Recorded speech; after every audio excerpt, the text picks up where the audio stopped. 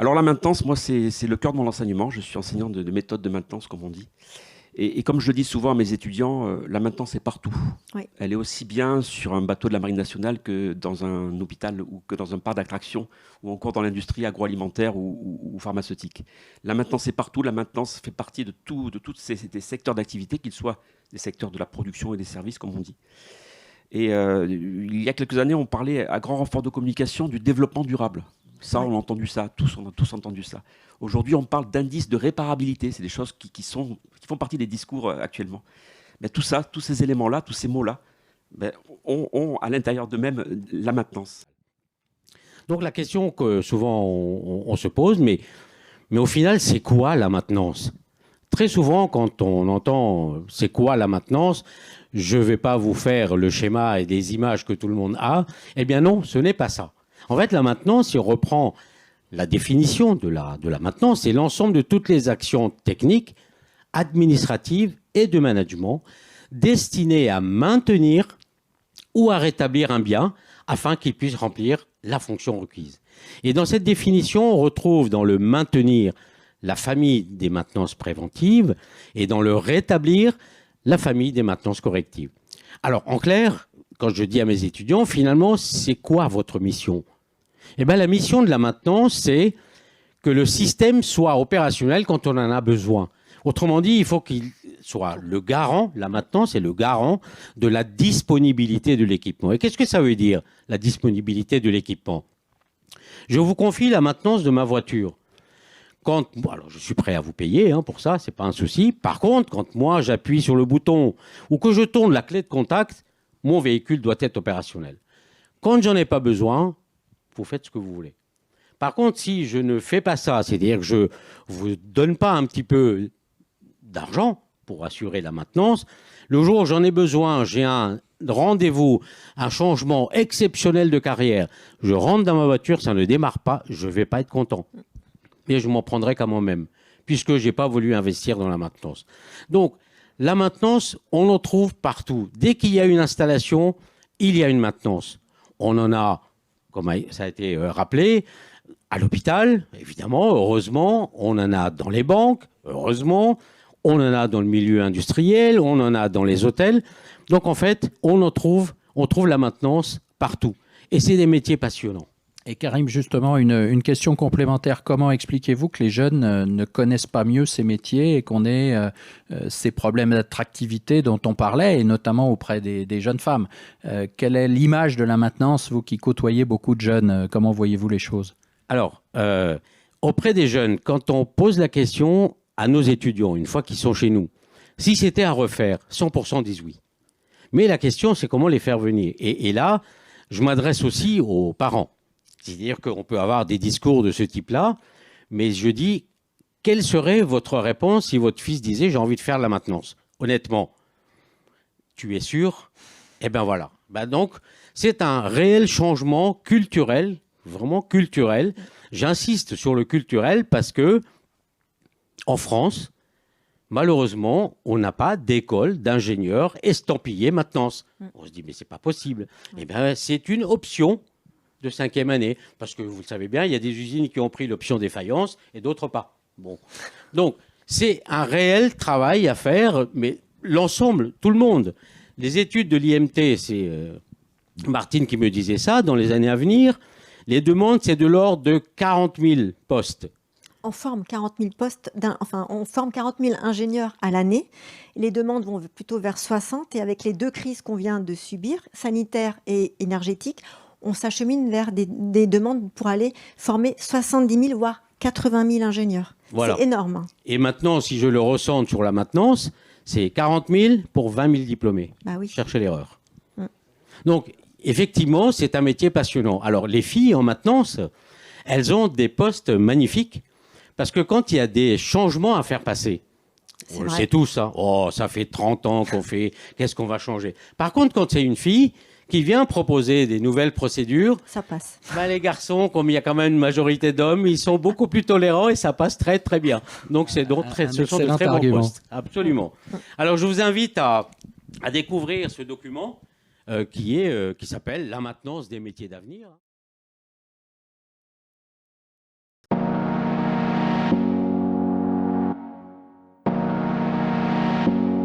féminisation dans les métiers, hein, c'est aussi un souci que l'on rencontre. C'est un vrai problème aussi, hein, parce que nos formations sont aujourd'hui composées En majorité, en grande majorité bien sûr. de profils masculins. Oui, oui. Et nous avons malheureusement du mal à attirer les jeunes filles vers nos formations et puis vers les métiers de l'industrie.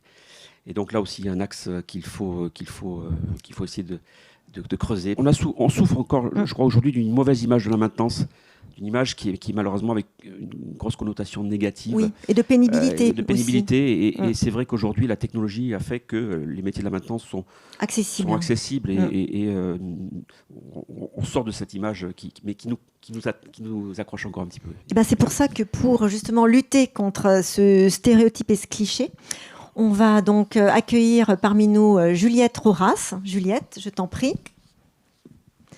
Alors, je te laisse te présenter déjà. Bonjour, je m'appelle Juliette Roras et je suis étudiante en 2e année de GE2I.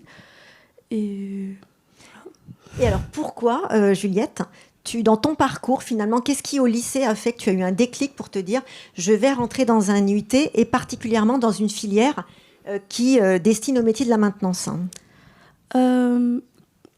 Durant toute ma vie, en fait, j'ai eu un intérêt pour plus les côtés informatiques, de comment certaines choses que j'utilisais étaient créées. À partir de ces idées, au lycée, j'ai décidé de partir plus vers le côté informatique et technique comme spécialité. Et ensuite, la GE2I était le choix parfait pour la suite de ce que j'ai fait au lycée, qui était plus électronique et informatique. Et c'était juste basé sur un intérêt pour apprendre plus de choses que j'utilise, en fait. Ok, et donc le côté technique, scientifique, univers comme très masculin, ça t'a pas effrayé en disant « Oh là là, je vais me retrouver un petit peu toute seule ». Non, honnêtement, jamais. Ça m'a arrêtée, en fait. D'accord. Et vis-à-vis de tes camarades filles, par exemple, qui ont peut-être fait d'autres choix d'orientation, elles t'ont pas effectivement dit « Oh là là, pourquoi tu t'embarques dans telle orientation ?» Non, elles ont trouvé ça aussi normal finalement que Oui, parce que la majorité des filles avec lesquelles je traînais au lycée, c'était plus en partie bio, mais comprenaient quand même ma partie qui m'intéressait. D'accord. Et alors là, maintenant, tu es donc en 2e année de ton but en GE2I.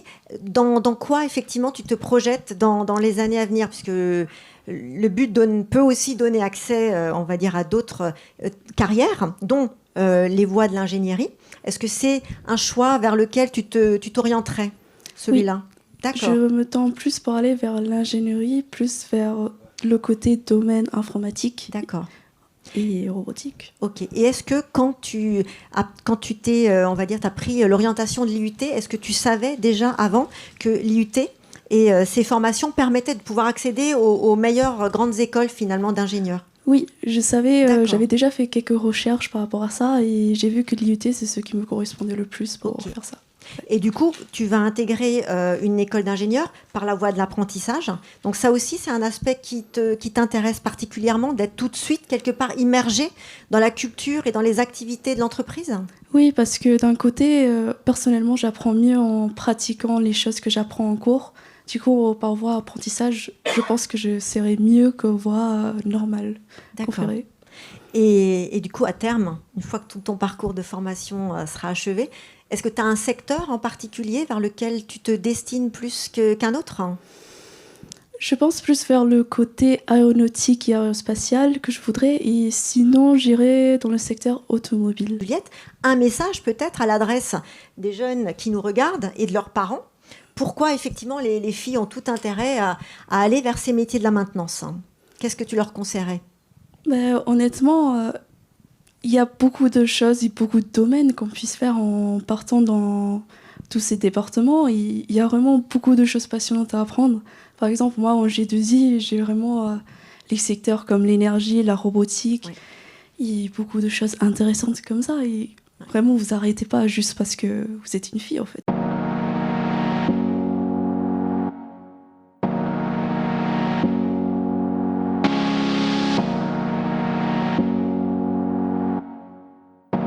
Et en IUT, c'est des formations qui sont extrêmement riches, qui permettent d'acquérir une polyvalence technologique. Absolument. Et la maintenance, elle se bâtit aussi là-dessus. Les systèmes qu'on appréhende, quels qu'ils soient, sont pluritechnologiques. Et les étudiants donc, qui font ces formations-là ont un bagage technologique important qui leur permet ainsi d'appréhender et apprécié par les industriels aussi. Par les industriels. Un milieu industriel qui a une image mauvaise, parfois la maintenance, ça peut être également cumul des handicaps supplémentaires, donc un travail fondamental. Ce qu'on pourrait peut-être demander à Éric Joffre, c'est qu'est-ce qu'il attendrait des industriels, qu'est-ce que nous devons faire collectivement pour travailler sur ce sujet ? Écoutez, voilà, effectivement, on a cerné le problème, défaut d'attractivité des métiers de la maintenance. Nous, ici, à l'IUT de Toulon, on a pris ce problème à bras-le-corps, et avec les industriels qui nous entourent, notamment Jean-Yves qui est ici présent aujourd'hui, on a décidé de pousser un petit peu et de renforcer ces partenariats, renforcer les échanges. Et Jean-Yves et ses équipes, aujourd'hui, m'accompagnent dans la formation, au cœur de la formation. On travaille des modules. On travaille ce qu'on appelle en compétences. Dans ce nouveau BUT, on en parlait tout à l'heure, il y a une nouvelle approche qui est l'approche par compétences. Absolument. Et donc, ces industriels nous proposent des études de cas, nous proposent des cas concrets, des cas d'usage. Et nos étudiants vont se projeter sur ces cas-là, accompagnés par les équipes techniques des entreprises qui nous aident. Et quoi de mieux que se confrontés à ces cas concrets. Donc nos étudiants que l'on accompagne dans ces formations d'IUT sont aujourd'hui formés de manière la plus concrète possible, et on essaie d'accroître encore et encore cette je crois que vous avez vraiment raison. C'est à nous, industriels aussi, de faire une part du chemin. Et finalement, l'actualité est assez difficile avec ces problèmes que l'on connaît tous dans le système énergétique, et finalement, peut-être une opportunité d'enfin mettre les métiers de la maintenance à la bonne place. Donc, comptez sur nous pour essayer de faire le maximum à vos côtés.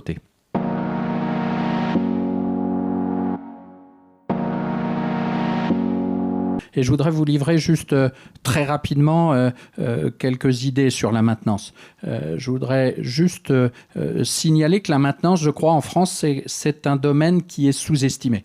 En France, on a toujours tendance à penser que l'intendance suivra. On monte un projet, il y a des budgets d'investissement, mais on sous-estime le poids de la maintenance. Et je voudrais vraiment insister sur l'importance et la noblesse de ces métiers de la maintenance. Moi, je suis très présent dans la sidérurgie. Et je peux vous dire que compte tenu du capital investi dans la sidérurgie, les patrons, ce seront les équipes de maintenance. Ce sont les équipes de maintenance qui arrivent à faire tourner des usines, à assurer l'excellence opérationnelle indispensable à la productivité, à la rentabilité de ces usines. Et c'est valable dans toutes les industries de process, dans toute l'industrie en général, sans parler des notions de sécurité, sans parler de tout ce qui fait la richesse et la noblesse de la maintenance à travers cette transversalité. Mais donc, je veux vraiment insister, c'est mon expérience d'industriel, la maintenance est au cœur de tous les processus et c'est un élément de compétitivité majeur pour l'industrie française. Et vous dire que je pense qu'il y a vraiment une fenêtre de tir. Karim l'a bien dit, c'est un problème culturel, l'image de la maintenance. Et avec ce qui se passe dans notre pays, il y a une fenêtre unique, je pense, pour faire comprendre aux Français, au grand public, aux parents, notamment que les métiers de la maintenance sont essentiels à la prospérité de notre société, au maintien d'une certaine qualité de vie. Et donc, c'est le moment, je crois, de communiquer. C'est le moment de s'impliquer, c'est le moment de militer en faveur de la maintenance et je crois que nous devons poursuivre cette action initiée aujourd'hui.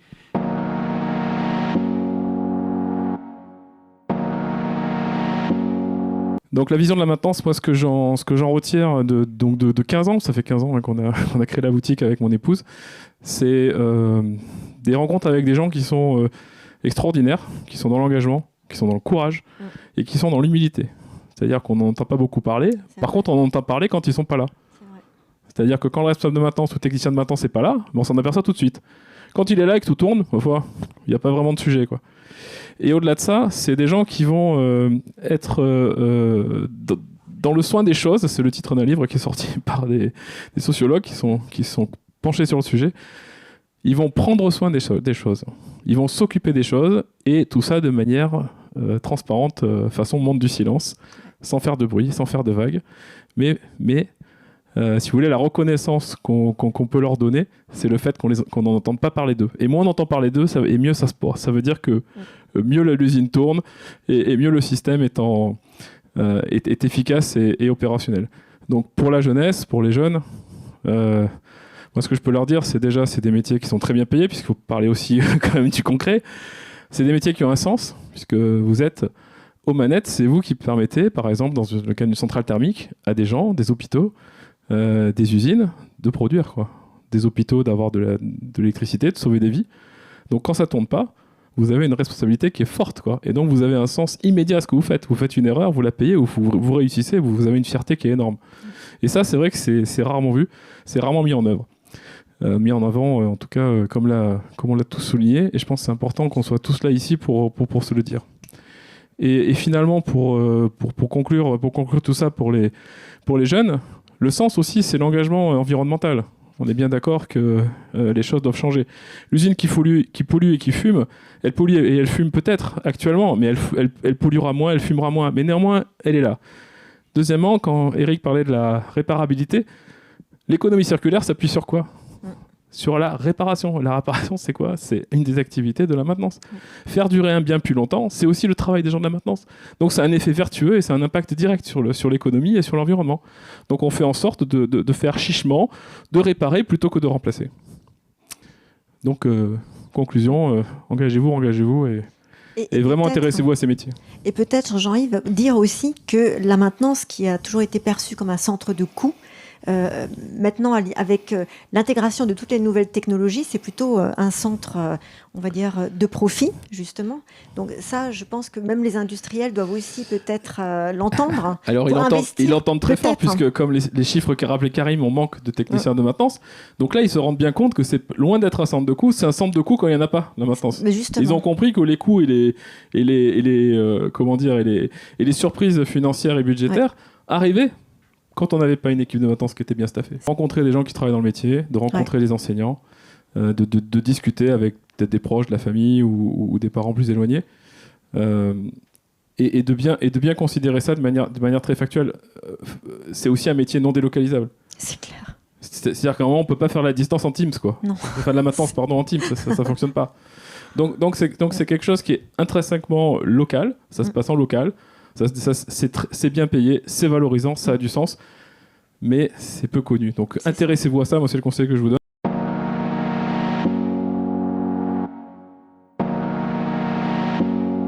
Aujourd'hui, je pense que j'aurais deux messages importants à dire. Le premier, c'est un petit peu ôter la connotation péjorative qu'on pourrait avoir de la maintenance et du secteur industriel plus largement. À savoir que l'industrie aujourd'hui, je trouve que c'est un monde accessible à tous d'abord, et surtout où une infinité de règles, de normes très strictes sont employées pour assurer une production avec des performances élevées et aussi la sécurité des collaborateurs. Donc il y a énormément de normes et de règles au sein de l'industrie qui sont mises en place pour valoriser les collaborateurs et travailler dans de très bonnes conditions. Et également, on en parlait tout à l'heure de la féminisation de l'industrie. Je trouve ça important. C'est quelque chose qui évolue avec le temps. Maintenant, il n'y a plus de sujet, je pense, à avoir une femme dans l'industrie. Au contraire, ça équilibre un petit peu les mentalités. Et il y a tout à récupérer autant d'une femme que d'un homme dans ces milieux-là. Effectivement, je suis ici pour pouvoir vous partager mon parcours d'ancien étudiant à l'IUT de Toulon et également de jeune industriel. Donc moi, je suis issu d'une filière scientifique au lycée et j'ai décidé d'embrayer sur un IUT, particulièrement le diplôme universitaire et technologique de GIM, Génie industriel et maintenance, qui m'a tendu les bras et qui m'a largement motivé de par l'offre extrêmement polyvalente qui est proposée et aussi l'approche concrète des enseignements. Donc j'ai fortement apprécié ce cursus qui était à la fois très théorique mais également pratique, je pense à hauteur de 50%. Donc on met en pratique tout au long de la formation les connaissances acquises en théorie pendant les cours. Et donc ça c'est un point important, ce qui permet d'avoir une approche concrète des enseignements. L'industrie m'a tellement plu que j'ai décidé d'évoluer, de m'investir dans cet enseignement et après d'enchaîner sur une école d'ingénieur. D'accord. C'est-à-dire que la partie, les 2 années, c'est 2 années à l'IUT. 2 années, C'est bien 2 années. Moi, je suis DUT. un ancien, donc... Alors maintenant, c'est 3, le bachelor universitaire Voilà, parce que technologique. j'appelais ça même un DUT, donc vous m'excusez. Voilà, c'était le cas avant. Un C'était peu ça. dépassé. Mais le BUT, désormais, c'est 3 ans après le bac. Tout à fait. C'est vraiment... Moi, j'ai fait mon DUT en 2015. À l'époque, c'était 2 ans. Maintenant, il y a une nouvelle formule qui est un but sur 3 ans. Donc, à l'issue de mon DUT en 2017, j'ai intégré les arts et métiers, une école que je convoitais particulièrement de par la renommée au sein de l'industrie. Et, Donc il y a bien des passerelles, justement, on peut peut-être dire 2 mots. Tout à fait. Quel est comment c'est sur dossier? Comment ça se passe pour C'était sur rejoindre dossier une école, et un rejoindre petit une école? concours d'entrée pour l'école. Donc j'en ai fait plusieurs, mais cette école-là, c'était vraiment celle que je convoitais. Donc j'ai eu la chance d'intégrer cette école de par les bases très solides que j'avais pu acquérir en UT. Et de fait, j'ai eu, je pense, plus de facilité à intégrer cette école-là que par la voie, on va dire... Parce que là maintenant c'est officielle transverse, parce qu'elle donne une approche technologique sur beaucoup de métiers. Tout à fait. Je pense que le DUT DUT et la maintenance apportent cette approche concrète de l'enseignement qu'on n'a pas forcément en cours magistral en prépa.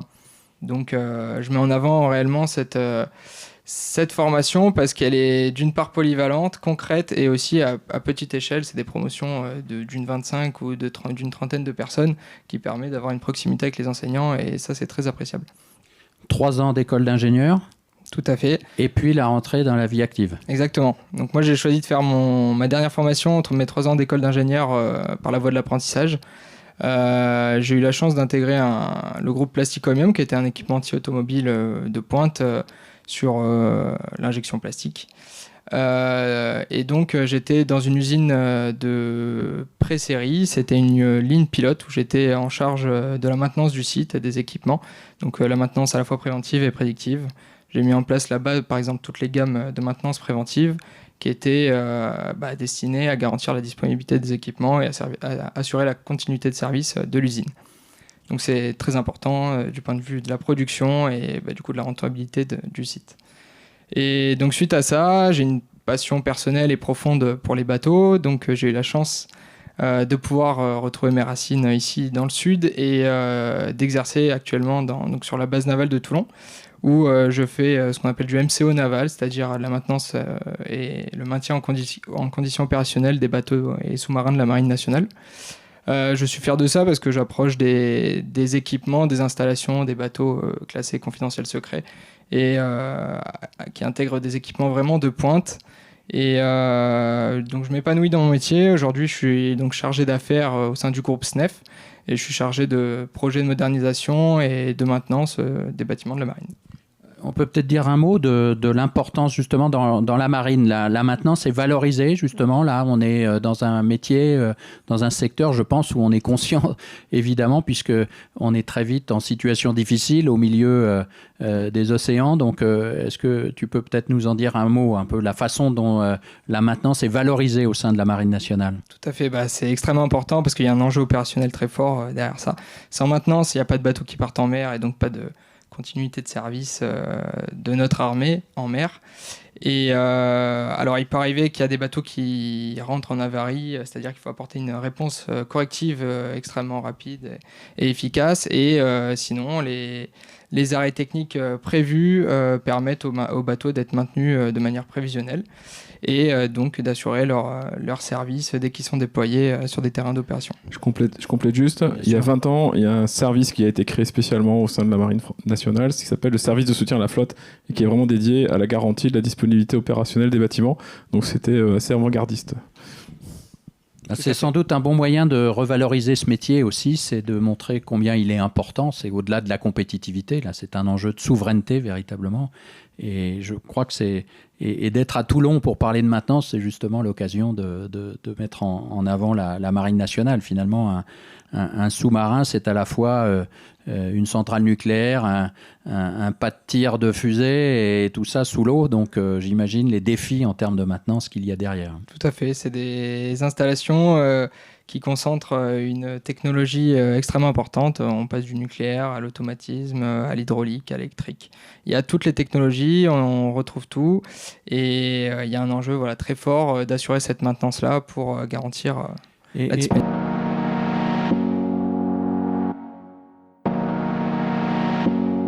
métiers de la maintenance sont accessibles par la formation initiale, c'est-à-dire en passant par le lycée général, technologique ou professionnel, et avec la possibilité de continuer supérieure courte ou longue.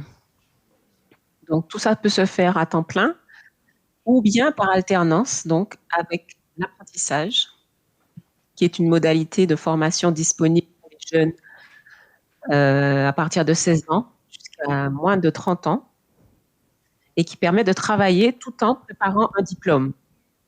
Le même diplôme qui se passe au lycée ou en école supérieure.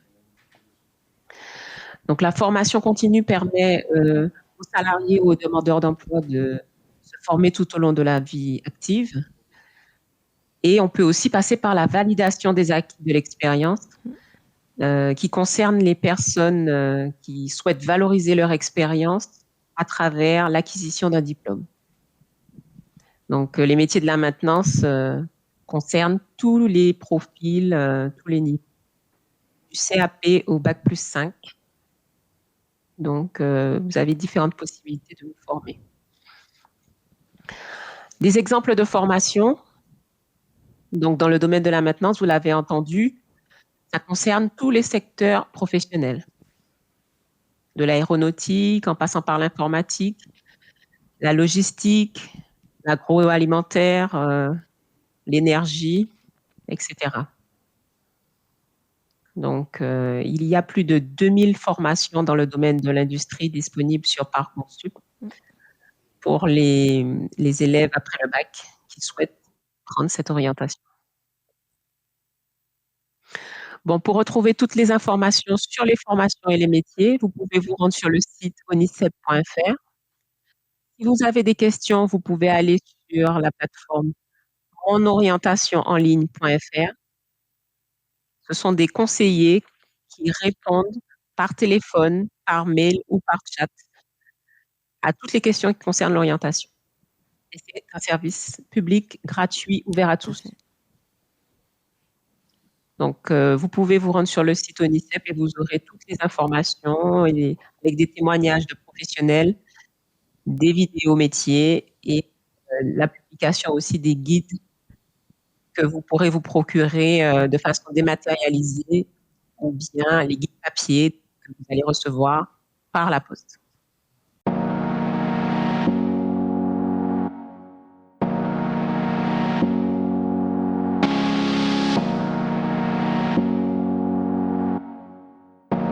Donc, pour ma part, déjà je vais me présenter, Cyril Nieto, 31 ans, jeune étudiant un jour, aujourd'hui moins jeune, mais toujours le cœur d'un étudiant. J'ai suivi un parcours dit en parallèle. J'ai commencé ma première formation par un bac STI. Ce bac STI en génie productique au lycée Blaise Pascal à Colmar. Donc m'a permis un petit peu de découvrir le milieu de la productique, de la mécanique, et ensuite j'ai enchaîné par le DUT GIM, le fameux DUT GIM, génie industriel et maintenance, durant 2 ans en parcours initial à l'IUT Louis Pasteur. Ces 2 années m'ont permis d'asseoir mes compétences techniques, humaines, prendre un peu de maturité, pour pouvoir espérer continuer ma formation, et donc c'est ce que j'ai fait. J'ai passé les concours de l'IT2I Alsace. Ce sont des concours communs qui permettent d'accéder à des écoles pour des formations d'ingénieurs en apprentissage. Et donc ces concours-là permettent en l'occurrence d'accéder à des formations de l'INSA de Strasbourg en génie mécanique. Et j'ai effectué cette alternance avec une société, Timken Europe à Colmar. C'est une société qui est productrice de roulements à rouleau conique. Durant mon cycle de formation, j'ai intégré différents services. La maintenance en premier lieu, parce que ça me touchait disons, en direct par rapport à ma formation. Je voulais découvrir le milieu industriel de la maintenance, comme je n'avais pas fait d'apprentissage au préalable. J'ai eu des sujets de fiabilisation d'équipements, de modifications lourdes et aussi de remplacement. La plupart du temps, en maintenance, on est sur de l'obsolescence, de la vétusté. Donc dans ces milieux-là. C'est une entreprise qui travaille en production de grandes séries, donc des mouvements répétitifs, donc des problématiques maintenance très propres à la fatigue. Voilà, des secteurs comme le traitement thermique aussi, hein, c'est pas toujours très agréable de travailler dans ces secteurs-là parce que c'est sale, hein, donc le métier de la maintenance, il est un peu compliqué, mais par contre, clairement, on a de la technique et quand on a commencé à toucher à ce genre de secteur-là, on aborde de manière un peu plus sereine le reste des milieux, disons, techniques qu'on peut découvrir en Alsace. Ensuite, en deuxième année, je travaille sur de l'ergonomie de poste de travail. Donc là, c'est de l'étude, bureau d'études, médecine du travail, RPS, oui, risques psychosociaux également, mais surtout des notions de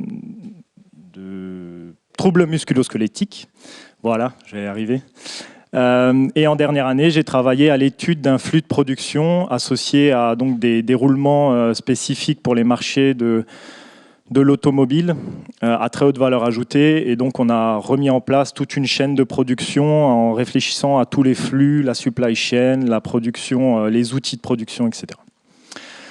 Au bout de ces 3 ans d'apprentissage, me voilà diplômé, ingénieur génie mécanique, avec un cursus orienté maintenance, hein, avec des très bonnes bases de l'IUT. Et j'ai continué au sein de l'entreprise Constellium.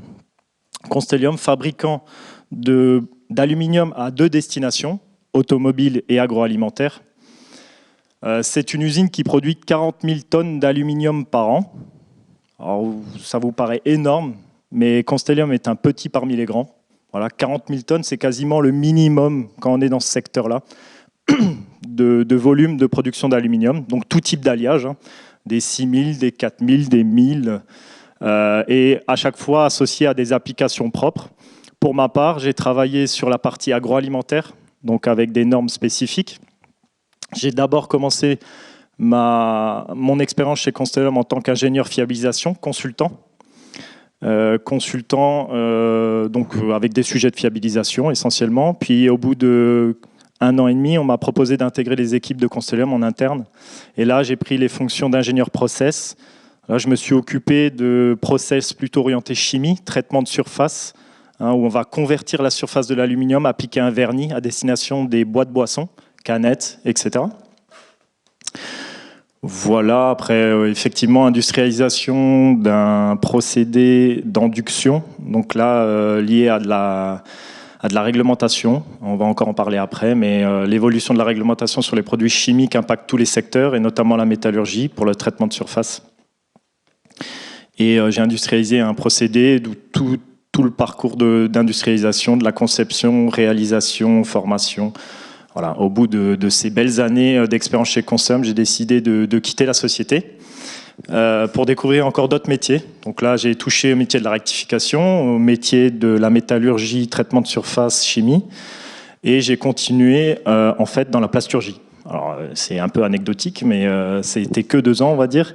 Mais voilà, j'ai décidé de découvrir un nouveau milieu qui est l'extrusion plastique de polyéthylène au sein de la société d'Aramic à Célestat. C'est une société qui produit 95 millions de mètres carrés de séparateurs de batteries acides par an. Donc on en a tous dans nos voitures, on en a tous au moins croisé une fois dans notre vie. On ne s'en rend pas compte, c'est un marché de niche qui veut dire aussi des organisations très spécifiques. Et en l'occurrence, dans cette petite société, ils avaient scindé leur process en 3 étapes clés et j'étais responsable production d'un des 3 process de fabrication qui est l'extrusion. C'est une production continue, hein, donc on mélange toute notre matière première pour passer ça dans une extrudeuse et on en sort un film pour au final faire du traitement par calendrage et derrière préparer l'application dans notre batterie acide. Mes fonctions, elles étaient très clairement liées à la gestion de production, donc un nouveau domaine technique, mais après c'était plutôt de l'optimisation de performance industrielle, hein, donc encore un autre métier. L'industrialisation de nouveaux produits. Voilà, on touche à la chimie également, parce que dans la batterie, il se passe tout un tas de choses qu'on ne suspecte pas. Mais clairement, dans chacun des métiers que vous voyez ici, je suis parti à chaque fois de zéro. Et c'est en l'occurrence par ma formation, IUT et ensuite école d'ingénieur, qui m'ont permis disons, ils m'ont appris à apprendre. Voilà, clairement, j'ai entamé chaque fonction de la même manière. On reprend les bases. Et après, on essaye de contribuer. Et aujourd'hui, voilà, en 2022, j'ai eu la chance d'avoir une proposition d'intégrer la société Alsa Chimie. Premier producteur européen des intermédiaires du polyamide 6,6, autrement dit le nylon. Donc je suis responsable maintenance d'une unité sur cette plateforme que je vais vous présenter un peu plus en détail. Je suis responsable des moyens et des résultats de la maintenance dans mon unité. J'ai également comme mission l'amélioration des équipements, mais je rentrerai un peu plus dans le détail après. Donc là, on touche sur la chimie organique.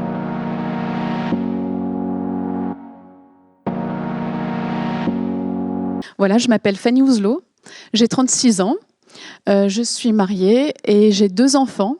Donc Grégoire, qui a 7 ans, et ma petite Lucie, de 3 ans. Je vis dans le centre Alsace, à Châtenois plus exactement. Et du coup, donc, voici mon mari. Et donc, il a fait la même formation que moi et je voulais quand même le présenter.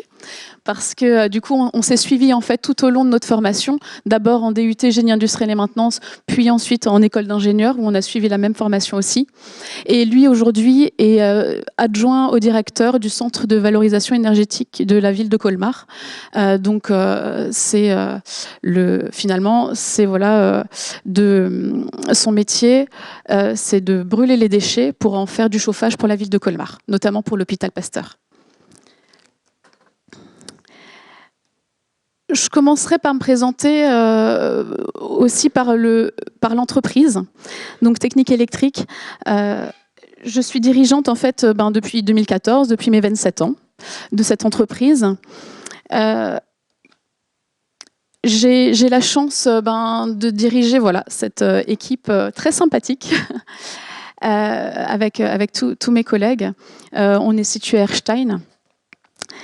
Et je voulais aussi, l'entreprise, je vous en parlerai un peu plus après, mais je voulais aussi surtout vous parler du CJD aussi, pour commencer. Le CJD, c'est un mouvement qui est le Centre des jeunes dirigeants. C'est un mouvement qui regroupe plus de 5700 dirigeants d'entreprises en France et qui est réparti en fait également en France, mais à l'étranger et au niveau surtout local. En Alsace, il y a 3 sections qui se trouvent à Strasbourg, Colmar et Mulhouse. Je fais partie du CJD Colmar. L'objectif de ce mouvement, c'est vraiment de mettre l'économie au service de l'homme. C'est un mouvement d'entrepreneurs engagés, humanistes. L'objectif, c'est de mettre ensemble toutes nos idées, de défricher les idées, de mener des expérimentations dans les entreprises, de développer, de questionner notre manière d'agir pour avoir des entreprises plus durables, plus responsables et plus agréables à vivre. Depuis 2019, je fais partie de ce mouvement et c'est vraiment quelque chose qui m'a permis d'aller encore plus loin dans mon rôle de dirigeante. Je vais maintenant parler de mon métier de dirigeante, de directrice des opérations également. Comme tout dirigeant d'entreprise, mon objectif, c'est que l'entreprise soit performante. Le premier objectif, c'est effectivement un objectif à la base économique, c'est qu'on soit rentable. Mais au-delà de ça, ce qui est important pour moi, c'est de donner du sens à tout ça. Et le sens que j'y trouve, c'est qu'on crée en fait un développement, un épanouissement de chacun dans l'entreprise. Et ça, c'est vraiment mon objectif. C'est que de réussir à faire en sorte que les collaborateurs aient envie de s'épanouir dans l'entreprise, d'amener leur pro et leur perso finalement. Mon rôle, c'est d'être un peu le chef d'orchestre, que chacun soit à la bonne place, faire coïncider la compétence en face du besoin du client aussi, et de définir des orientations stratégiques. Ma responsabilité, plus particulièrement par rapport à mon poste de directrice des opérations, ça va être la gestion financière, la gestion des ressources humaines, la gestion commerciale également, tout ce qui est organisation, et après une grosse responsabilité qui est la sécurité.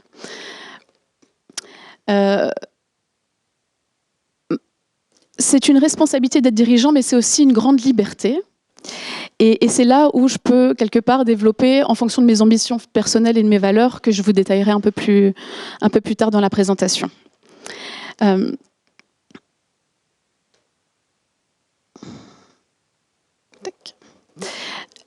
Ce qui est important également pour moi, et là je voulais revenir sur mes piliers, c'est que c'est aussi de savoir que finalement chaque entreprise se développe dans un écosystème et qu'on a tous une responsabilité.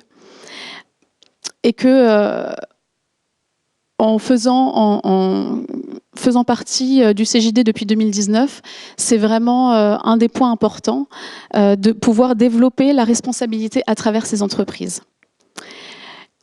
Et au final, je reviendrai après, pour moi, la dimension économique et écologique, avant tout, est très importante. Mais d'abord, je vais vous parler un petit peu de comment j'en suis arrivée là. Alors voilà, le cursus commence en 2004. Je suis passée par un bac scientifique à Strasbourg, un bac général. Et alors, on va dire que j'ai un petit peu vadrouillé, mais j'ai en fait démarré par une prépa littéraire, une licence d'histoire. On va dire que j'étais plutôt bonne à l'école et que d'abord je m'étais imaginé partir dans ce secteur-là. Et finalement, alors c'est aussi la chance, c'est parce que ça arrive finalement à plein d'étudiants après le bac d'avoir une petite année où on se pose des questions, où on se dit bon, ben finalement, est-ce que c'est vraiment ça que je veux faire ? J'ai découvert à ce moment-là un diplôme en 6 mois qui s'appelait le DURTI. Je ne sais pas si ça existe encore aujourd'hui, mais en tout cas, ça m'a vraiment donné cette chance de pouvoir me réorienter vers la filière technique. C'était un diplôme universitaire de réorientation vers les filières techniques et technologiques. Ça m'a permis d'intégrer l'IUT Louis Pasteur pendant une journée, de savoir comment s'organiser les cours, de découvrir aussi le parcours des étudiants. Et comme ça, dans d'autres filières, d'être suivi par une conseillère d'orientation aussi. Et ça, je voulais quand même en parler parce que je pense que c'était important dans mon parcours. Et c'est ce qui m'a permis, en fait, de suivre le DUT.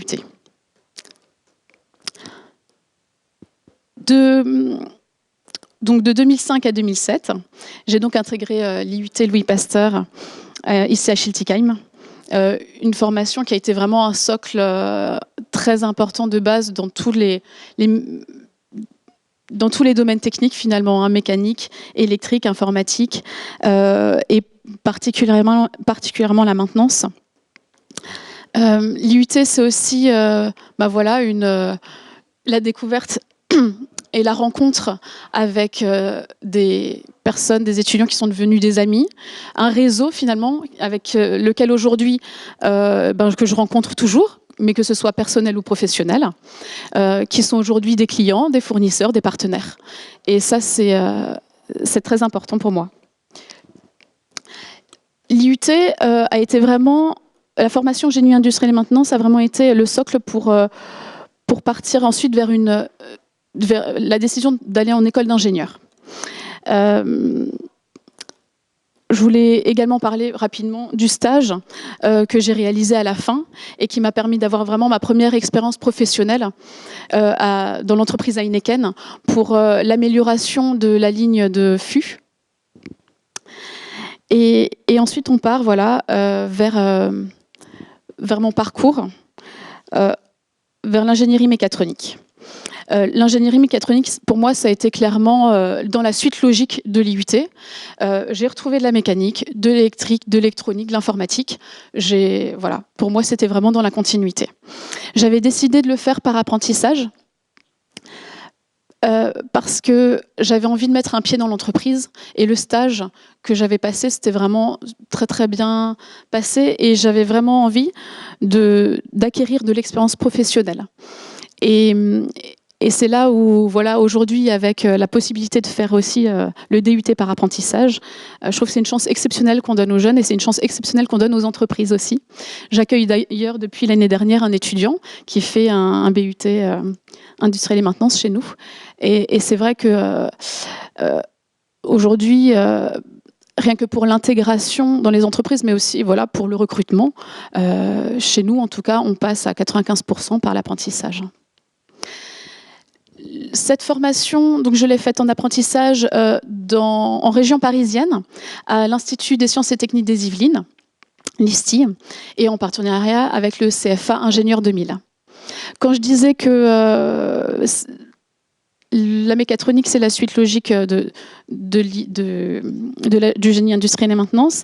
Finalement, le meilleur exemple, c'est, vous voyez ce petit plateau qui fait en fait 2 mètres sur 3 mètres, c'est parce qu'on participait à la Coupe de France de robotique. En fait, comme à l'IUT, on a des projets.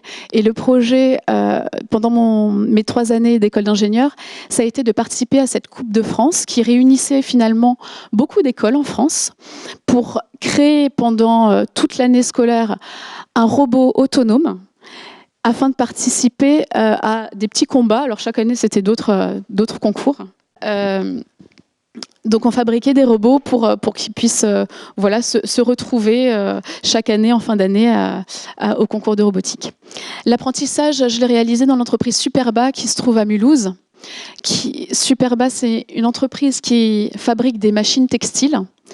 J'ai intégré en fait le bureau d'études de cette entreprise et pour vous donner quelques exemples de mes projets. Donc j'ai fait pas mal de développement en automatisme, de développement d'interface homme-machine, mais toujours en lien avec la maintenance finalement, parce que voilà, ça m'a permis de développer des diagrammes de Pareto pour de l'affichage pour les clients qui achetaient les machines textiles.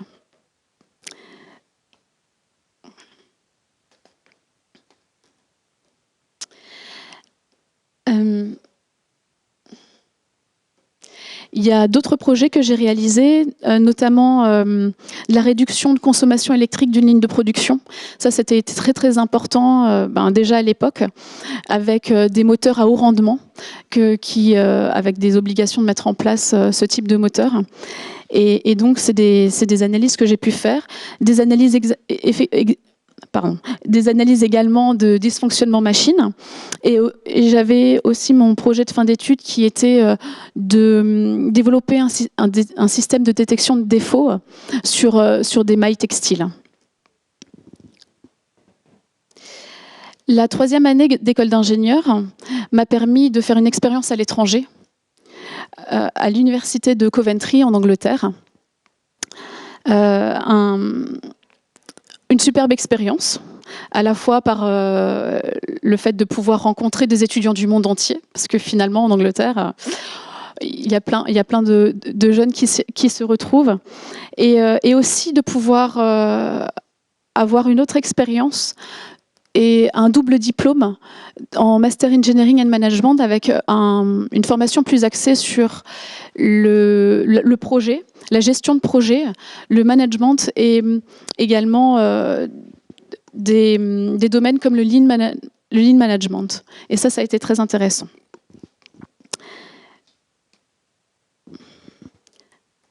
À la fin de mon parcours de diplôme d'ingénieur, retour en Alsace, avec l'envie de faire encore un master à l'école de management de Strasbourg, toujours par apprentissage, en ingénierie d'affaires. Et là, c'était pour avoir plus la coupe commerciale, donc la gestion de projet au niveau commercial. Ça a été vraiment complémentaire par rapport à ma formation technique. Cette expérience, je l'ai faite chez Technique Électrique. Ça a été ma première expérience professionnelle dans l'entreprise où je suis aujourd'hui. Et ça m'a permis directement, l'année d'après, à être embauchée dans l'entreprise en tant que chef de projet.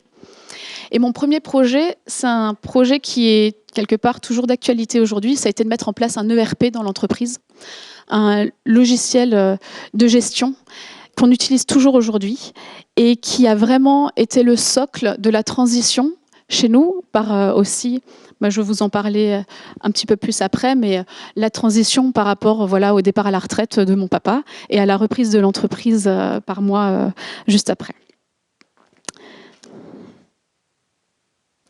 Et donc, depuis bientôt maintenant 10 ans, je suis dirigeante de cette société.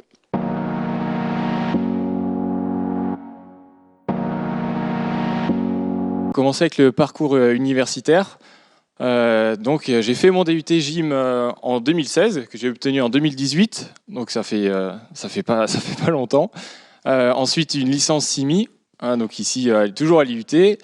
Et ensuite je suis parti faire au centre-ville de Strasbourg un master JP, donc c'est un master génie industriel production industrielle. Donc les trois niveaux d'études toujours dans le génie industriel. Pour parler un petit peu du master, donc je me suis vraiment spécialisé plutôt dans la partie production, parce qu'en fait dans ce master on a vu la production, la partie logistique, la partie qualité, on a vu tout ce qui tournait autour de la prod, mais par contre un gros défaut, on n'a jamais parlé de maintenance. Donc ça c'est pour moi un gros problème, et c'est grâce au DUT et la licence que j'ai pu aborder et bien comprendre en fait les enjeux de la maintenance dans la production. Donc, mon parcours professionnel, moi j'ai qu'une slide, hein, j'ai pas tant d'expérience que les autres intervenants. J'ai travaillé 5 ans dans le groupe Alzapan. J'ai commencé chez Innovam et Innovam Usinage. Donc d'abord, avant de faire de l'usinage, Innovam c'était le bureau d'études d'Alzapan. Donc j'ai pu travailler sur les sites de Marlenheim, ils faisaient du parquet. Le site de Waston, ils faisaient du plan de travail. Le site de Dinsheim, où ils font des panneaux solaires, mais ça c'est autre chose. Ils font des pièces profilées, donc c'est des pièces des côtés de tiroirs par exemple, donc des pièces beaucoup plus petites. Donc voilà. J'ai refait une année à Dinsheim chez Elsa Profil, c'était l'année dernière. 5e année chez Alzapan, où d'ailleurs je salue Pierre Clavry qui fait partie du CJD. Je pensais avant quand vous en avez parlé. Et dans ces 5 années chez Alzapan, il y a une petite année chez Aguerre. En licence, voilà, j'ai pu voir d'autres process que l'industrie du bois et de la transformation du panneau. Ensuite, il reste 3 logos en bas, donc c'est mes 3 sociétés. En fait, je suis passionné d'automobile, donc j'ai créé la société Bareg, donc c'est l'achat-revente de produits et d'équipements automobiles, et Cars & Barbecue qui est un festival automobile.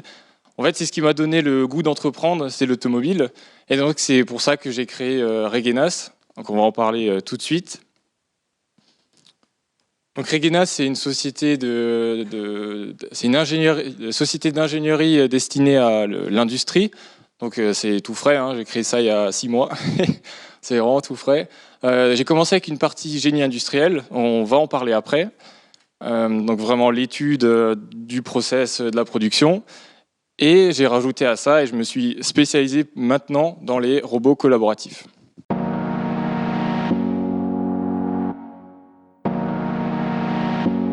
D'abord, je vais me présenter moi-même, ma société, et après, je vais présenter donc le drone. D'abord, j'ai commencé par la définition, les applications et la législation, et après, je terminerai par une petite conclusion.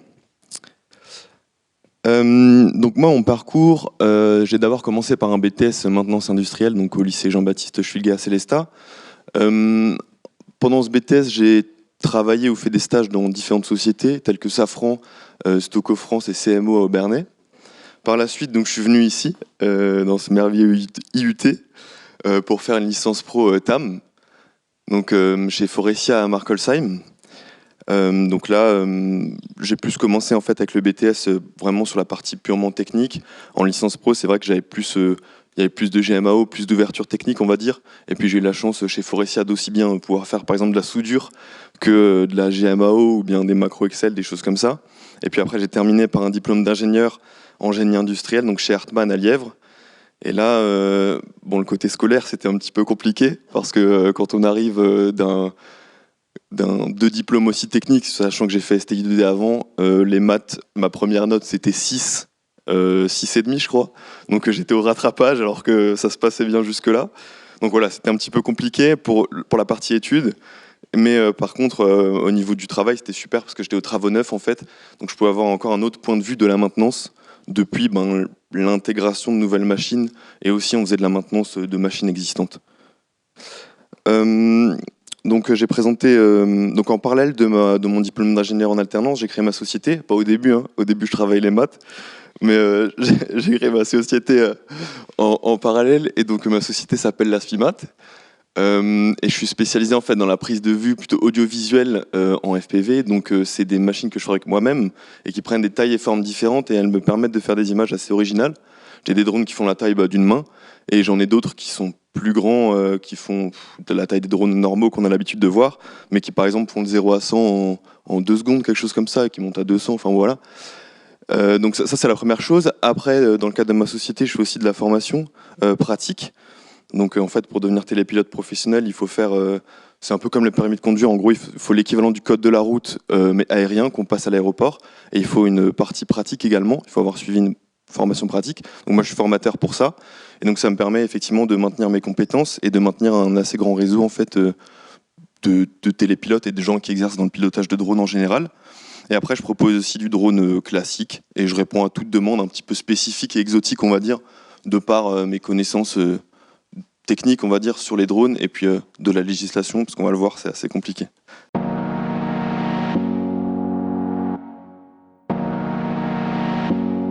Donc, je m'appelle Benjamin Neuhardt, j'ai 25 ans.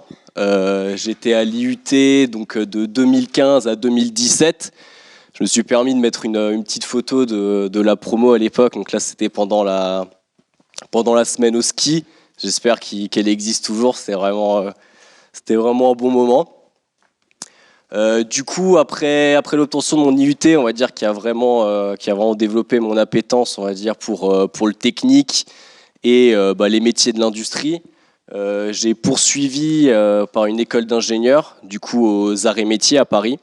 Ça s'est fait via le concours, donc comme Fanny ce matin, par Ingénieur 2000, que je recommande. Du coup, ça m'a permis de joindre les Arts et Métiers, donc en génie industriel. Et la particularité ou pas, c'est que j'avais fait cette école donc en alternance avec l'entreprise Liebherr à Colmar. Donc là où on assemble les pelles sur chenilles de 12 à 100 tonnes. Et en l'occurrence, les projets sur lesquels j'ai pu travailler pendant 3 ans, c'était en vue de la nouvelle gamme de produits qu'ils allaient faire. Donc en fonction des normes de pollution, les gammes de produits changent assez fréquemment en fait, pour l'entreprise. Et donc là, l'idée, c'était de complètement raser, enfin enlever en tout cas une ligne d'assemblage, concevoir, donc ça, on va dire la partie de conception est en première année d'école d'ingénieur, concevoir une ligne de montage convoyé. Donc on le voit là en fait sur les images, c'est une ligne de montage convoyée. Ça peut paraître anodin, mais on assemble des produits qui font plus de 30 tonnes, donc c'est quand même déjà quelque chose. Et surtout de pouvoir donc designer, on va dire, cette ligne en vue de l'augmentation des cadences de montage. Et fin de compte, en dernière année d'école d'ingénieur, le projet qui m'avait été confié était la fiabilisation des moyens de serrage de la ligne de montage et également de l'établissement des procédures d'urgence en cas de panne. Donc c'est vraiment durant cette dernière année que j'ai retrouvé un petit peu l'aspect maintenance que j'avais un peu perdu pendant les dernières années, on va dire, m'y suis retrouvé. Et donc c'est pour cela qu'à l'obtention de mon diplôme d'ingénieur, je regardais un petit peu ce que je voulais faire et j'avais envie de revenir à mes premiers amours, si j'ose dire, donc la maintenance. Et je suis tombé sur le graduate programme que proposait Colas.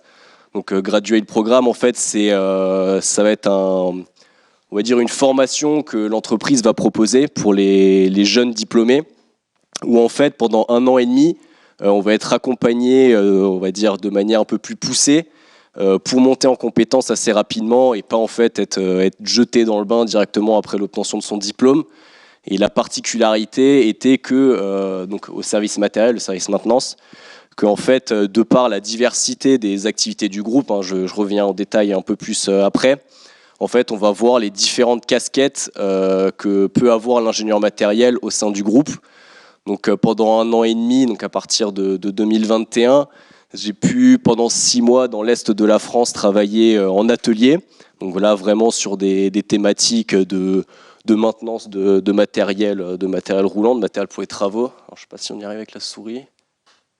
Donc c'est l'atelier dans lequel j'avais travaillé pendant 6 mois, qui s'occupait également de l'entretien de matériel de carrière. Donc on peut voir, c'est assez impressionnant. Là, il y a un de mes collègues qui est à côté. C'est des machines assez impressionnantes. Ensuite, pendant 4 mois dans le sud-ouest, la maintenance de carrière. Donc là, c'est de la maintenance comme on peut avoir plus en tête l'idée, on va dire. Donc la maintenance des installations industrielles, comme on peut voir sur la photo en bas à droite.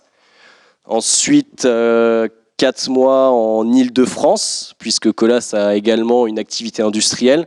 Donc là, il s'agissait d'un projet de modernisation de centrales enrobées.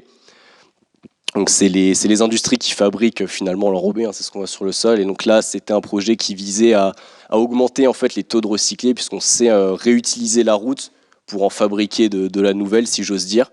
Donc un projet sur une thématique industrielle. Et pour finir, j'ai eu la chance de partir 6 mois en Irlande, donc basé à Dublin.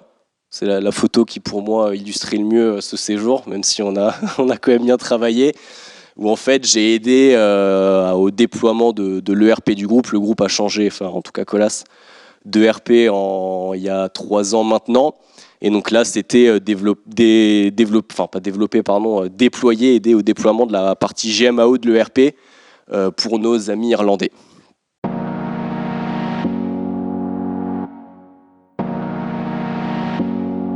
Donc je m'appelle Pauline, j'ai 26 ans. Et j'ai commencé mon parcours un peu atypique par un lycée agricole où j'ai fait un bac S option écologie, agronomie, territoire. Donc pas grand chose à voir avec la maintenance, j'avoue. Et en sortant de là, je me suis dit, ok, qu'est-ce que je peux faire? Où est-ce que je pourrais facilement trouver du travail plus tard? C'était un peu l'optique de me dire, dans quel milieu je vais moins galérer à trouver du travail? Alors je me suis dit, bon, la maintenance, c'est un truc, normalement on a toujours besoin de quelqu'un qui répare des machines, même si les robots, l'amélioration, tout ça, on peut toujours s'en sortir. Et je me suis dit d'aller visiter l'IUT, ça pourrait être sympa, pour avoir un premier avis de qu'est-ce que c'est. Et j'ai eu la chance d'avoir une visite avec un apprenti qui était passionné par ce qu'il faisait et qui m'a du coup vraiment donné envie. Donc le premier, il m'avait vraiment donné envie de me lancer dans ce métier. De 2, l'alternance, je me suis dit, je vais me frotter un petit peu au métier, je vais savoir ce que c'est, l'entreprise, savoir qu'est-ce qui pouvait m'attendre après, du coup, une première expérience. Et donc j'ai commencé après beaucoup de galères pour trouver une entreprise chez Wienerberger. Donc pour un petit chiffre, j'ai envoyé à peu près 50 lettres de motivation et CV. J'ai reçu 2 réponses, une négative, une positive. Le choix n'a pas été trop compliqué, même si j'aurais préféré choisir, je dois dire, parce que ça n'a pas été les 2 années les plus faciles pour moi, sachant que j'étais une fille, j'avais 18 ans, c'était la première fois que je rencontrais des gens, des industriels qui, eux, j'avais l'impression que c'était aussi la première fois qu'ils rencontraient une jeune de 18 ans. Donc le contact n'a pas été facile tous les jours, je dois dire. Et j'ai mis globalement, parce qu'à l'époque j'étais timide, on s'en rend pas compte comme ça, mais à l'époque je parlais à personne et j'étais archi timide. Donc arriver dans un milieu où il faut se faire un petit peu une place, parce que il y a des projets qui vont arriver, il y a un diplôme à la fin à avoir, ça n'a pas été de tout repos. Et j'ai mis à peu près 1 an à me faire à l'idée que ça allait bien se passer. Pendant la première année, je me suis vraiment dit que ça allait pas bien se passer, mais au final, apprendre à connaître les gens, savoir qui ils sont, d'où ils viennent, et savoir qu'au final, ils sont gentils, ça m'a aidé quand même un petit peu, mais au bout d'1 an quand même. Donc ça a été compliqué de me mettre dedans, de trouver ma place, de trouver un rapport, parce que du coup, ce que j'ai fait en plus, pas un petit sujet, c'était de mettre en place la GMAO de SAP. Donc déjà, mettre une GMAO en place, c'est pas facile. Mettre la GMAO de SAP, si les gens l'ont déjà vue, c'est encore plus compliqué. Même si elle est bien, mais c'est pas facile. Sachant que du coup, la moyenne d'âge, c'était à peu près 45 ans. Je vous laisse imaginer les mecs sur un ordinateur, c'était pas compliqué. Et donc on a mis, donc j'avais fait en plus la doc technique était en allemand, forcément. On en reparlera des docs techniques, mais la doc technique en allemand, sachant que je faisais anglais 2e langue, c'était compliqué. Donc ça m'a aussi forcé à aller les voir. Et donc après avoir fait toute l'arborescence du parc machine, on l'a intégré dans SAP et j'ai commencé à faire les formations. C'est d'ailleurs mon successeur de l'IUT qui a mis en place la GMAO vraiment sur le site de Betschdorf, Laurent. Et donc voilà, et forte de cette super expérience et avec des notes passables, faut dire. Madame Zint m'avait proposé de continuer en école d'ingé et donc j'ai fait pas mal de concours. Les concours, faut savoir, il y a des gens qui sont faits pour ça, des gens qui sont pas faits pour ça. Moi, j'étais pas fait pour ça. Du coup, j'ai eu l'opportunité, avec Ingénieur 2000, sur laquelle on a déjà parlé, de participer à ce qu'ils ont appelé un parcours d'excellence. Ça veut dire que quand on est dans les 20% premiers de sa promo, on a plus de chances d'accéder suite à des entretiens. Donc j'ai été prise avec entretien à l'ESIP, École supérieure des ingénieurs de Paris-Est, en maintenance et fiabilité des processus industriels, qui est du coup la suite parfaitement logique au DUT. Et donc la première année, c'était de la revue de tout ce qu'on avait vu au DUT. Et avec cette alternance, enfin cette école d'ingé, j'ai pu intégrer dans la première année Mondelez, qui ensuite s'est fait racheter par CPK Production sous le nom de Carambar & Co. Donc Mondelez, ça fait tout ce qui est Belin, Milka, Lu, merci. Et Carambar, du coup, avait décidé de reprendre toutes les marques un peu françaises. Vichy, effectivement, à Strasbourg, il y a Suchard qui faisait partie de Mondelez et qui a donc été racheté par Carambar. Il y a Poulain, les Carambar, du coup. Et donc, dans cette usine, la première année, j'ai pu faire, pareil, l'arborescence du parc machine de la ligne Suchard, donc du fameux rocher, et pour l'intégrer dans une GMAO. Quand je suis revenue en deuxième année, ça avait un petit peu changé parce que donc on avait été racheté. Il y avait des lignes qui s'en allaient, des lignes qui arrivaient, et donc avec Carambar qui redore les marques françaises, il y a eu Therese, pas du tout français, qui s'est installé à Strasbourg. Et donc Therese, c'est des chocolats à l'orange qui sont exportés principalement au Japon, au Canada, en Angleterre. Parce que de toute façon, il n'y a que ces gens comme ça qui mangent du chocolat à l'orange. Ici, c'est pas trop notre truc. Et donc, ils installaient 2 nouvelles lignes de production. Donc, dans ma deuxième année, mon projet, ça a été de former les techniciens, de former les opérateurs et de monter en compétence la ligne de production par des petites améliorations du lean, désolé. Et donc du coup de porter un petit peu les techniciens et les opérateurs à avoir confiance sur leurs lignes, sachant qu'elles étaient automatisées et que c'était beaucoup de nouvelles lignes de production. Dans ma troisième année, le premier semestre, j'ai eu l'opportunité de partir en Erasmus en République tchèque dans une école spécialisée dans l'aéronautique. Donc ça, c'était pour moi, c'était l'opportunité de découvrir des nouvelles cultures, des nouvelles façons de faire, de pratiquer l'anglais, parce que c'est quand même important. Et aussi de valider mon premier semestre d'école d'ingénieur.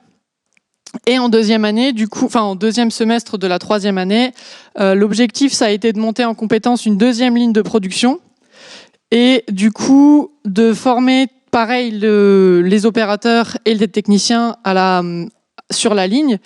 Et ce qui a été assez important et ce qui m'a beaucoup marqué dans cette dernière session, c'est que sur cette ligne, on n'arrivait pas à faire, alors ça va peut-être sembler anodin par rapport aux tonnes d'alu ou de choses qu'on a vues, mais nous, on devait faire 14 tonnes par poste de chocolat et on arrivait à 7 tonnes.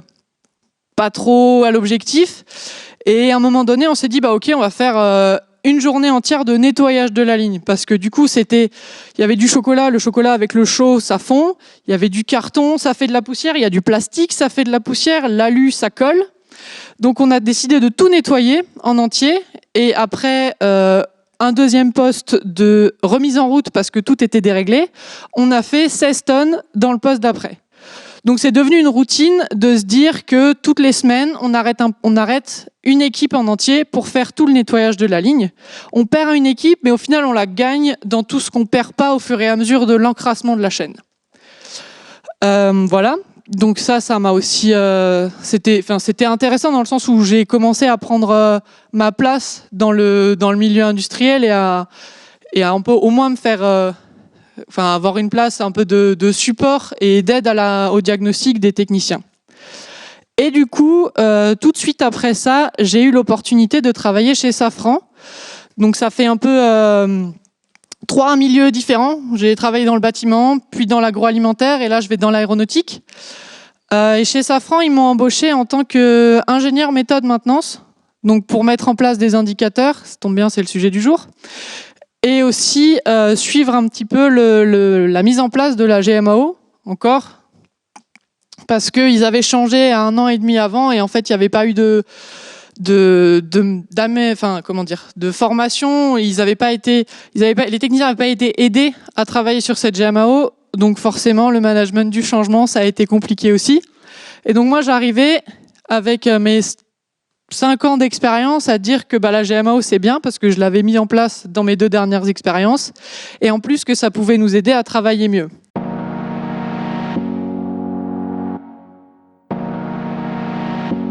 Je me présente à vous, je suis le caporal Nagia, donc mon nom de famille Nagia, de prénom Ibrahim Bilal. J'ai 28 ans aujourd'hui. Enfin, pas aujourd'hui, c'est pas mon anniversaire, mais aujourd'hui.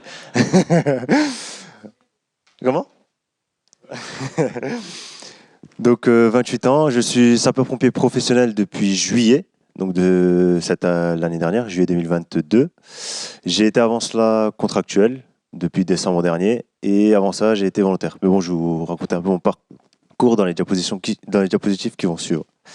Aujourd'hui, mon sujet qui m'a été donné, c'est le maintien en condition opérationnelle, l'organisation de la maintenance au sein du service, et je vais vous faire une petite partie. Moi, je ne vais pas trop vous emmerder avec ça, mais le risque industriel en Alsace. C'est un peu lourd, pour moi aussi ça l'est, donc je ne vais pas trop vous embêter. Alors, tout d'abord, qui je suis. Donc, je vais commencer par vous décrire mon cursus scolaire. Donc, comme tous ceux qui sont présents ici, j'ai été élève à l'IUT Louis Pasteur de Schiltigheim en gym. Avant ça, j'ai effectué un baccalauréat S, option sciences d'ingénieur au lycée Marcel Rudloff de Strasbourg. Ensuite, la suite logique, le DUT, génie industriel et maintenance, grâce auquel d'ailleurs j'ai même pu partir au Canada pour mon stage de fin d'études. Je ne sais pas si ça se fait encore. Si, ça se fait toujours. J'ai été affecté à la société de la Volt, donc c'était un fabricant de maquettes didactiques au Québec. Donc eux, ils étaient en contrat avec, dans la période où j'y étais, avec les prisons américaines pour leur faire des maquettes de TP sur tout ce qui est thermodynamique et aussi un peu de mécanique. En 2015, j'ai fait une licence professionnelle en qualité maîtrise de l'énergie électrique à l'UFR de physique ingénierie de Strasbourg. Alors de base, je voulais faire une licence pro CIMI ou TAM, sauf qu'à la rentrée, j'avais toujours pas de patron. Donc je me suis orienté vers la licence pro QM2E et j'y étais en tant que stagiaire études électriques chez Sogeka à Erlisheim. Donc c'est du travaux public avant tout. Et voilà. Pour mon cursus scolaire, en tant qu'expérience professionnelle, j'ai ensuite en 2016, donc un peu moins d'1 an après ma sortie de licence, j'ai été embauché chez Ager Group, donc à Aubernais, en tant que technicien de laboratoire. Mes tâches consistaient à faire des essais sur des produits de type disjoncteur, donc tout ce que vous avez à la maison, ou par exemple ici.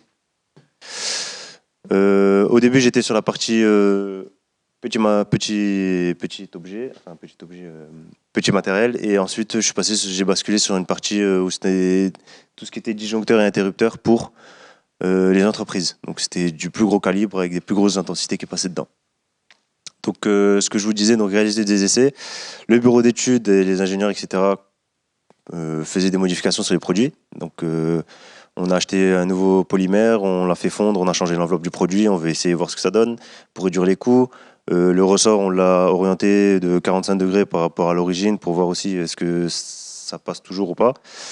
Tout ce qui était lame à l'intérieur qui chauffe et qui donc se rétracte pour faire claquer le disjoncteur, pareil, on a changé le revêtement. Est-ce que ça fonctionne toujours? Donc moi j'avais 2 lots, un lot témoin, un lot d'essai. Donc le lot témoin, celui qui est encore en vente sur le marché actuellement, et le lot d'essai qui, lui, avait les modifications qui étaient prévues par les ingénieurs.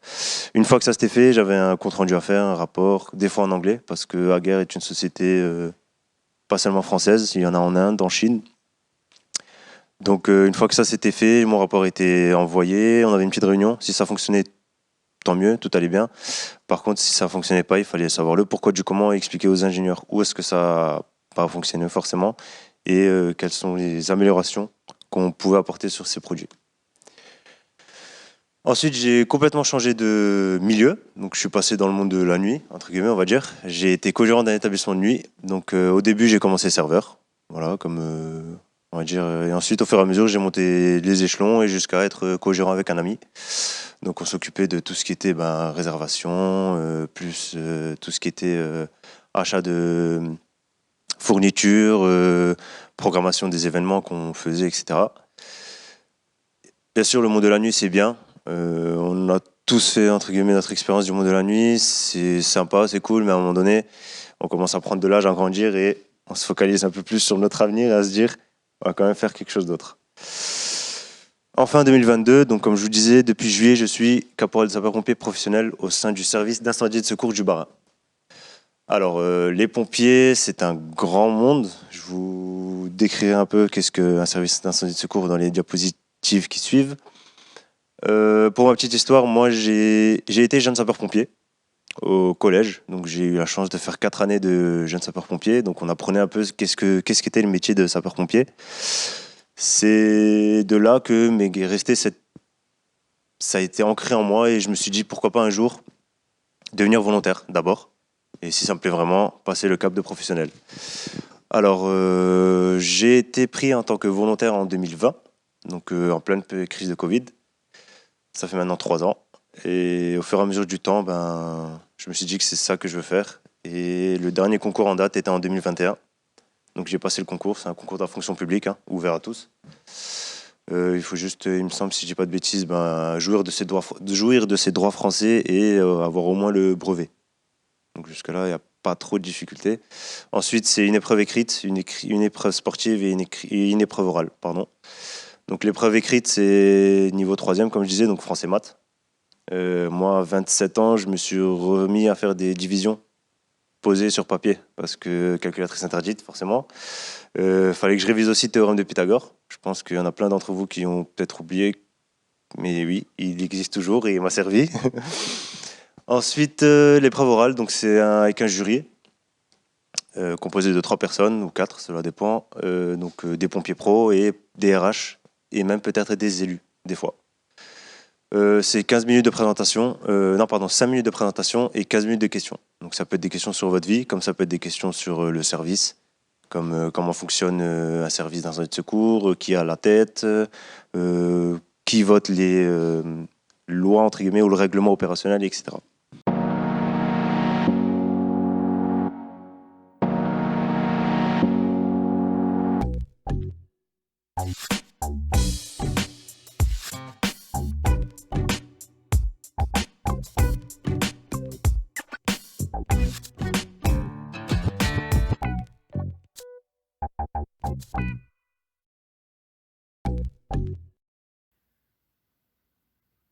La maintenance des métiers d'avenir. La réponse est oui. Dès qu'il y a une installation, il faut une maintenance. Dans l'industrie, dans les hôpitaux, dans les banques, dans les hôtels, les grands ensembles de bureaux, etc.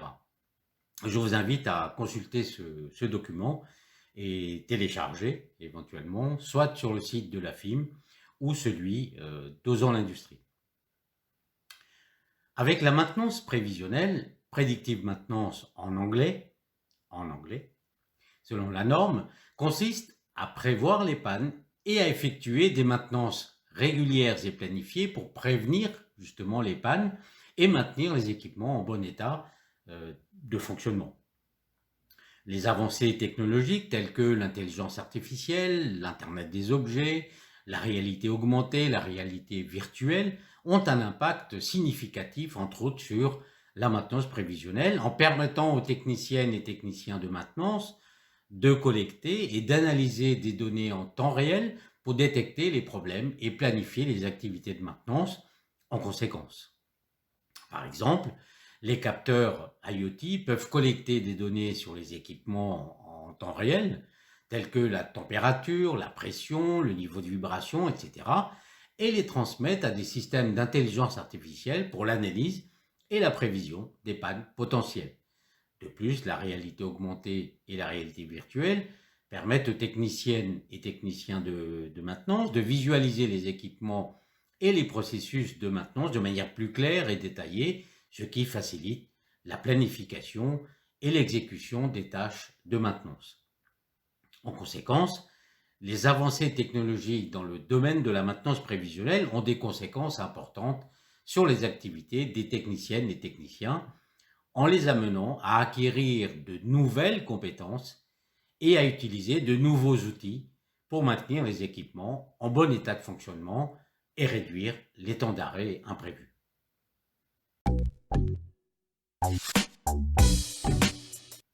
Les formations en maintenance sont essentielles pour former les futurs techniciennes et techniciens aux nouvelles technologies et aux compétences nécessaires pour maintenir les équipements en bon état de fonctionnement. Les contenus proposés dans les formations en maintenance peuvent varier en fonction de la spécialisation choisie, mais en général, elles incluent des cours théoriques sur la mécanique, l'électricité, l'électronique, la pneumatique, l'hydraulique, etc. Cependant, la partie pratique et opérationnelle des formations est tout aussi importante que la partie théorique. Les apprenants ont besoin de mettre en pratique les connaissances acquises lors des cours théoriques en travaillant sur des équipements réels dans des situations réelles. Les formations en maintenance doivent donc inclure des travaux pratiques, des stages en entreprise, des visites d'usines, etc., pour que les apprenants puissent acquérir des compétences pratiques et opérationnelles. En outre, les formations en maintenance doivent être attractives pour attirer les jeunes. Les formations modernes en maintenance utilisent des technologies innovantes telles que la réalité virtuelle, les simulateurs de maintenance, les jeux de rôle, etc., pour rendre les formations plus attractives et intéressantes pour les apprenants. Par exemple, des simulateurs de maintenance peuvent aider des apprenants à comprendre le fonctionnement des équipements et des procédures de maintenance de manière ludique et pratique.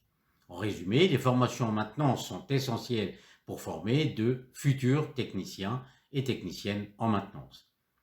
Les formations doivent inclure des contenus théoriques et pratiques pertinents, ainsi que des technologies innovantes pour rendre l'apprentissage plus attractif pour les apprenants.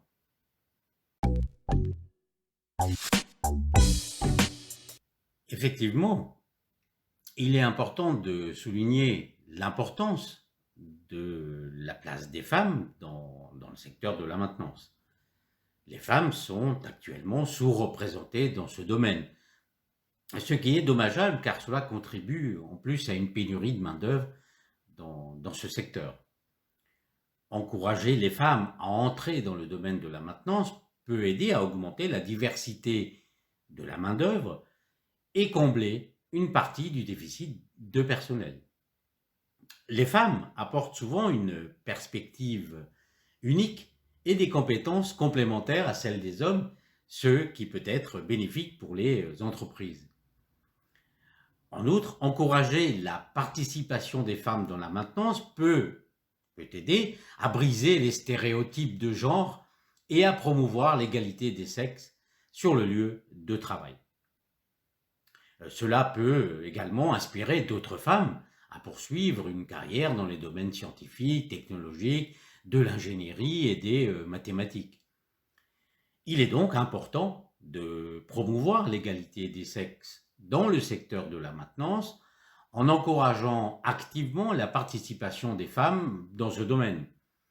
Les entreprises et les organisations doivent travailler à éliminer les obstacles et les préjugés qui peuvent empêcher les femmes de s'engager dans ce domaine.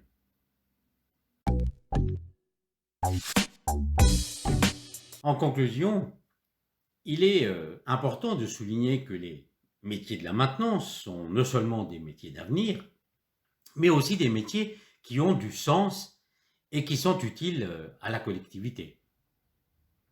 En effet, les activités de maintenance permettent à une entreprise de continuer ses activités, de gagner de l'argent, mais également de s'inscrire dans une démarche globale de préservation de l'environnement. Les techniciennes et techniciens de maintenance ont un rôle crucial à jouer dans la prolongation de la durée de vie des équipements en les réparant plutôt qu'en les jetant, contribuant ainsi à réduire la quantité de déchets produits par les entreprises. Ils participent également à l'amélioration de l'indice de réparabilité des équipements, ce qui permet d'encourager les fabricants à concevoir des équipements plus durables et plus faciles à réparer. On parle d'intégration de la maintenance à la conception. Les parcours de formation dans ce secteur offrent ainsi des perspectives professionnelles intéressantes et permettent d'acquérir des compétences utiles et valorisantes. Les métiers de la maintenance sont donc à considérer comme une option sérieuse pour ceux et celles qui cherchent une carrière épanouissante et porteuse de sens.